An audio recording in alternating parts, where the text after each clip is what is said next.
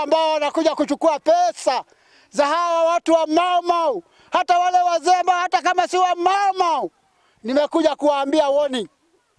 Hii si wakati wa kuja kuchukua pesa za wale watu ambao wanalipwa za uzeeni. Alafu mtu mwingine anakuja kudondoa hapa akiambia hawa ati wanunue pesa wapate pesa. Haitawezekana. Mimi ndio niunda serikali. Nikaunda na uchungu. Mpaka serikali ikawezekana. Kenyatta tulimweka hapa nyumbani hapa kwa Nyasa. Ndio. Sasa leo ndio tunafanya nini? Tunakuwa mbaya. Siku tunakuja napewa kiabu. Ukikula kiabu wewe wataki kuangalia watu. Hawa wazee wamepigania sana kupata kama ni haki yao, lakini hatujaiona. So tunataka kuangalia leo ili swala lionekane kama linaweza kuwa na matunda au la.